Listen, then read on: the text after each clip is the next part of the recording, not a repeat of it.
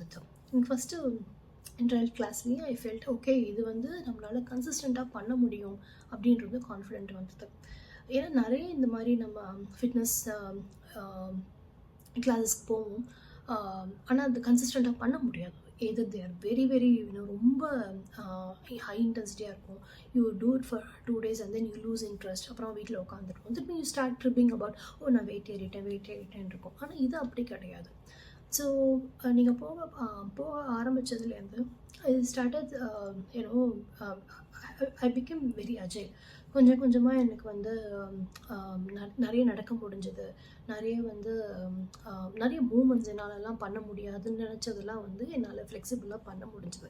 அப்போ தான் எனக்கு ஒரு கான்ஃபிடென்ஸ் கிடச்சிது, நம்ம ஃப்ளெக்சிபிளாக தான் இருக்கோம், ஆனால் நம்ம எதுவும் பண்ணுறதில்ல. So that was the biggest thing எனக்கு. அதுக்கப்புறம் இந்த கிளாஸில் எனக்கு ரொம்ப பிடிச்சது என்னென்னா மெடிடேஷன்.